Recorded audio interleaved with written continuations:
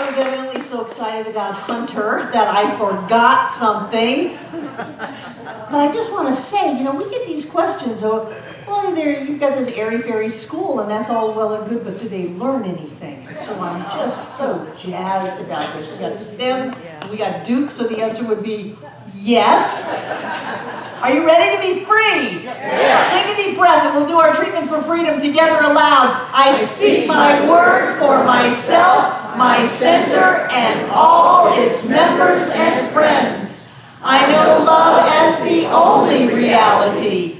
I am created out of love. Love is what I am.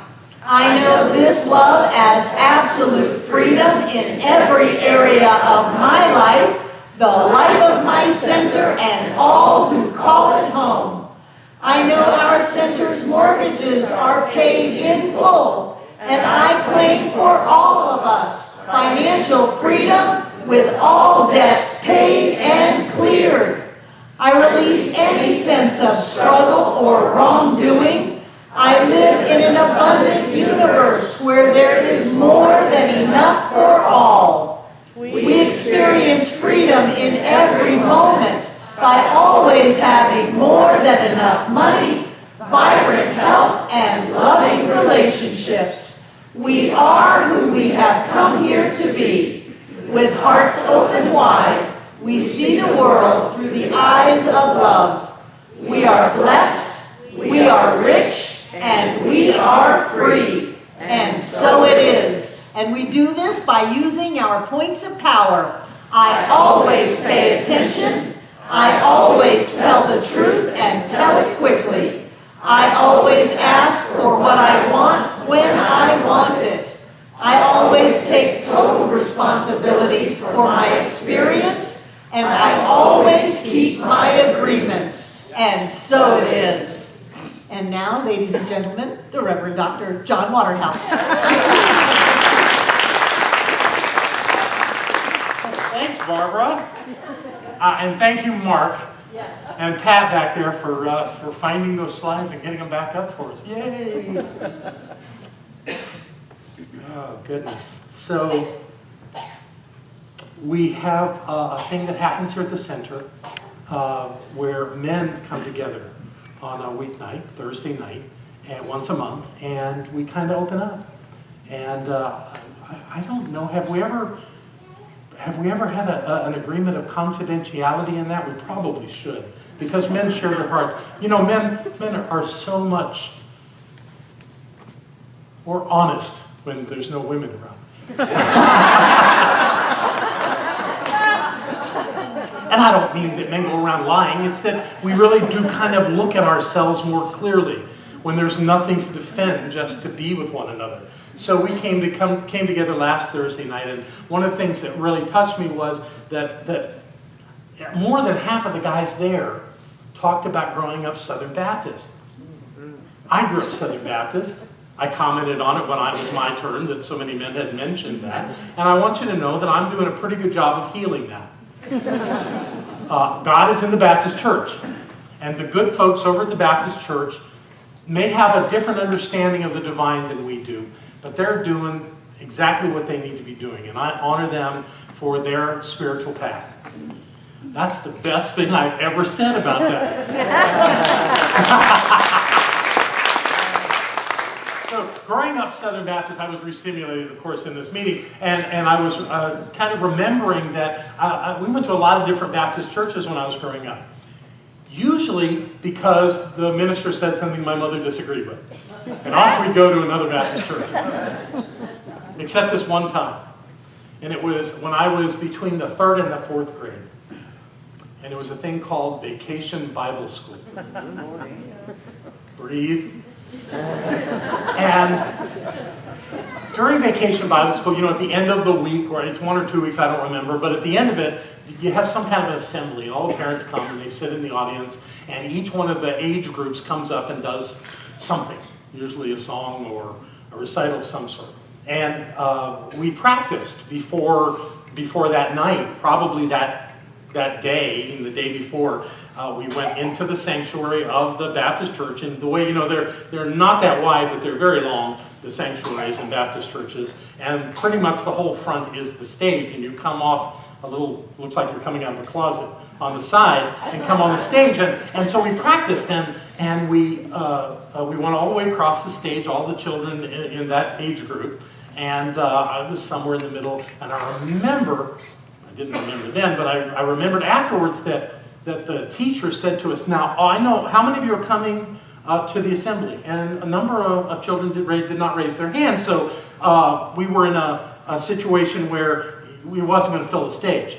And she said, whoever's first that night, remember, don't go all the way across the stage, because we're not going to fill the stage. And we all agreed, and I thought, doesn't matter to me, I'm not going to be first.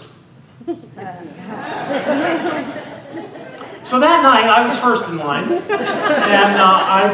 it was time for us to go on stage, and I walked out and marched across the stage all the way to the other side and stood there, and people started laughing. I didn't understand why. And then I looked, and all my classmates were over there. And I said, oh, crap. So that's why we left that Baptist church.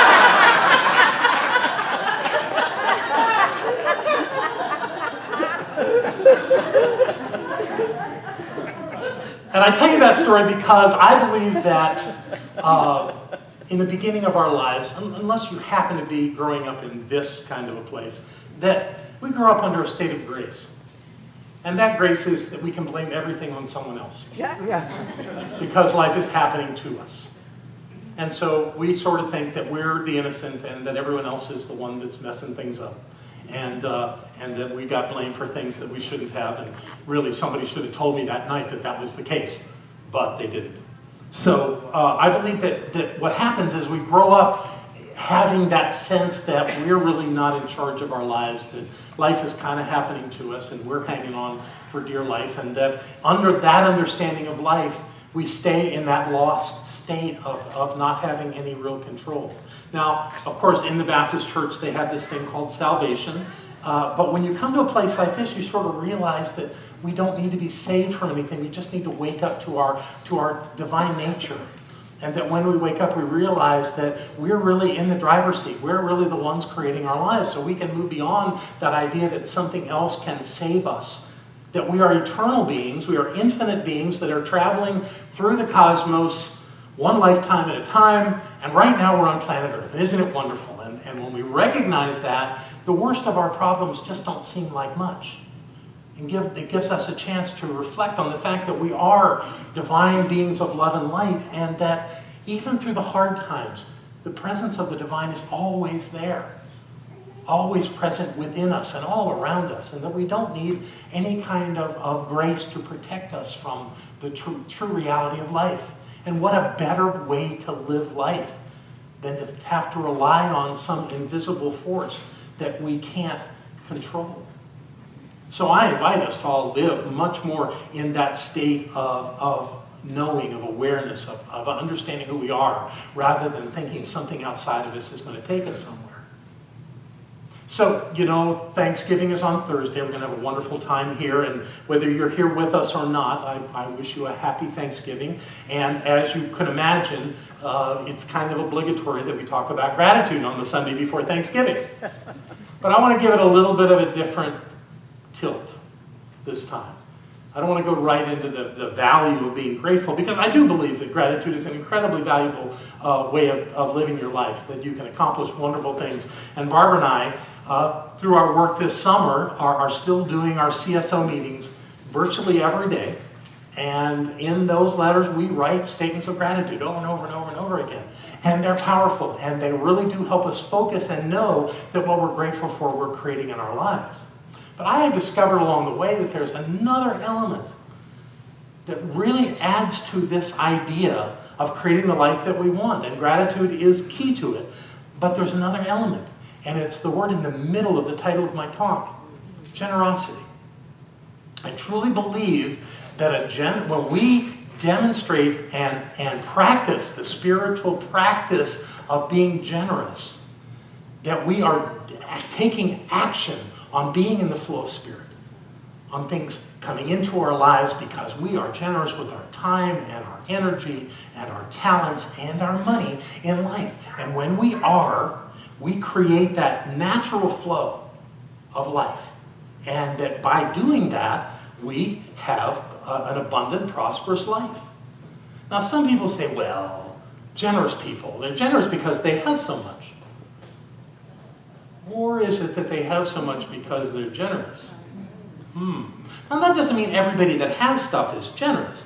I've known people that are very, very, very stiff with what they have. And they have plenty. But you know what? I don't see them enjoying it. I see them spending all their time trying to figure out how to keep it and how to get more of it. And if that's the nature of who we are, if that's the essence of who we are, that sounds like a miserable existence. And there's something lovely about being in the dynamic flow of Spirit and having things show up. And the thing that I want to share with you today is a story that just came to me 2 days ago and just kind of was such a clear demonstration of what I'm talking about. So I think you'll get it. You know that I'm working with Brian Byron, that he's coaching me into this public speaking arena. And he's one of the most generous people I've ever known with his time and his talents and his abilities. And he has very strict standards on how he does his work. One thing that's really important to him is not to give his work away unless he chooses to. Now, when he has come here and done his board-breaking exercises with us, and how many of you have done board-breaking with Brian? So you guys with your hands up know what that's like, how amazing that is. He has a personal standard not to do that for less than a certain amount of money every time he does it. And I think that's healthy, and that means he knows how to say no when it doesn't work. He's done it here as his gift to us. He has not charged us a penny. But I asked him if many years ago if he would come to California, to Asilomar, and do this with, I don't know, maybe 500 people at Asilomar. And he said, I can only do that if you can pay me. And I asked him, will you want to pay him? And they said, we don't have that much in the budget. But Brian, we don't have that much in the budget. Then I can't do it. But you could. And he taught me how to do it. And I went out there and led a board breaking of 500 people. It was one of the most exhilarating experiences of my life. I absolutely loved it. And the people that had breakthroughs that day, it was just phenomenal. And I'm so grateful to him for giving that to me. But again, if you can't pay the fee, I can't do the work. And I love that about him. I think that's really a very powerful thing that he does. Well, recently he broke his own rule. He received a request to come to Sioux Falls, South Dakota. Yummy. And do a 2-day event. And the company that was inviting him wasn't paying his minimum. He said, though, when he told me this story, he said, the one that was doing the inviting, the one that was in charge of getting me there, was so enthusiastic, so excited, so pumped about me being there. I couldn't figure out how to tell him no. So he didn't. He didn't tell him no. But in going there, he had to really watch the cost of his expenses, his airfare, his room arrangements, his car rental, whatever he had expense-wise. He had to really be careful not to make it to where he was paying to go do this work. It was that tight. But he did. He went and did it. He went and did a lovely 2-day event. A lot of people had breakthroughs. He said it was what he does, and he did it well. At the end of the second day, a woman came up to him. She introduced himself. And when she said his name, Brian recognized it. She is the executive vice president of a big banking firm in Sioux Falls. In fact, the largest banking operation in the Dakotas. And for the last 20 years, one of Brian's booking agents has been working every year to get Brian to be the one who facilitates their big annual event. And every year, for 20 years, this woman has said no. But she came to this other event. And she came up to Brian and said, you know who I am? He said, yeah, I know who you are. He said, well, I'm glad that I was able to come and be here today, because you're the real deal. And in 2016, you will do our event. Yay! Now, let me explain that this is not a lightweight thing. It's a 3-day event that they do. They pay really well. And he will have that and another 2-day event that he'll do while he's in Sioux Falls. And he says that will cover his income for the month they do it in one 5-day period. That's how impressive this is and how important this is and how he's wanted to do this for 20 years. But what had changed that allowed that to happen? It was his willingness to go do that event for next to nothing that created the opportunity for him to have a major client. Wow. And he said to me, I had no idea that anything like that would happen. That's not why I was there. I was there because the guy was so enthusiastic and I really just wanted to support him. That's being generous. That's not doing it because you're going to get something. You know, I think sometimes a lot of well, certainly it happens in my life where I'm thinking, what do I have to do to get this? What do I have to have in my consciousness to get this? The getting part of life happens. It happens for us if we're in a state of being in the flow. It's not about tricking the universe. It's not about trying to manipulate life so that we get what we want. It's about being authentic. It's about being generous. It's about giving ourselves no matter what. Now, I'm not telling us not to have standards and not to have ways to make things done. And Brian does that because there are plenty of booking agents that will try to get you to work for next to nothing so they keep the rest of the money. That's a smart thing to not let that happen. At the same time, there are times in life where we need to be so intuitive and know that what we're bringing to life really is making a difference. All of us get up on Sunday morning and we come to this place. And I really believe that when we come here, we leave clearer, more open-hearted, and more understanding of who we are in the world than when we walked in the door. You know, some of us travel long distances to get here. You know, Michael right there moved from Massachusetts to be in this room, waiting to get that house sold so his wife can move down here with him. I mean, that kind of thing is extraordinary to me.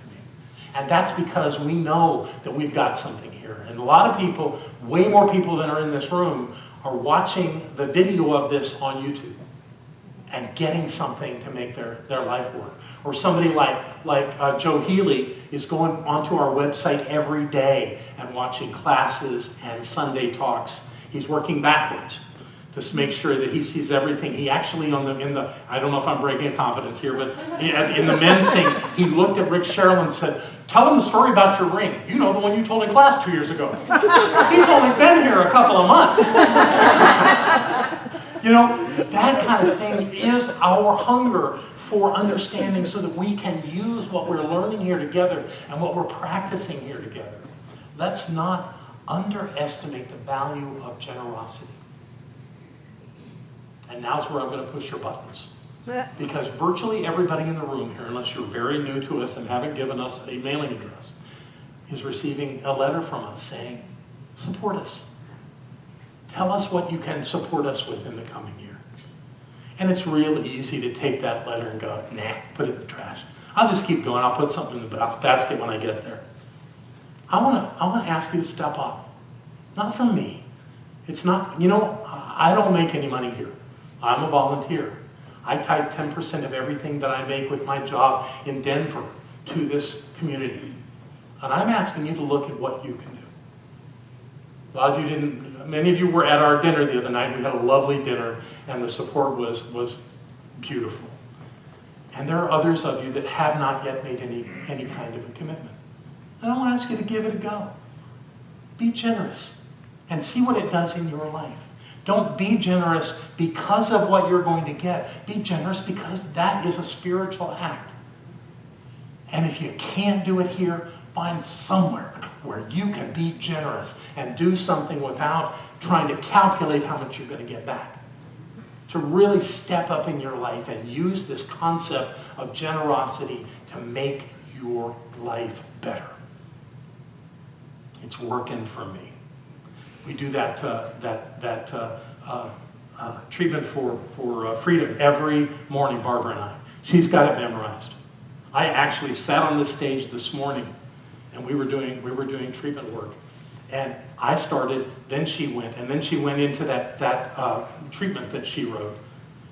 And I realized I had nothing to read. And I actually did it. So I guess it is in me. I still got a little angst about that, because I could have come up here and done that with you, but I would have probably had to look this way to get it done. So Barbara came up. But honestly, it's starting to have an effect on me. It's really getting into me. And I think part of that idea of freedom is the freedom to be generous. And it's really working in my life. And I want it to work in your life. I want us all to be free to be who we've come here to be and to do what we've come to do. And I invite you to make generosity part of that spiritual practice. It's making a difference in my life. So, we no longer need to be in a state of grace. We know who we are. We can be generous. And as a result of being generous, we can be grateful. Brian told me, he said after that happened, I said, so were you grateful? He said, oh my God. It was like one of those moments in life. I was so grateful. But he didn't have to go find something to be grateful for. It was in his face because he was generous. I invite you to find your way with that. And let this community that loves you so much receive yours as well in like kind. This is our path. We're finding our way. Thank you for being on that journey with me. I love you so much. Thank you.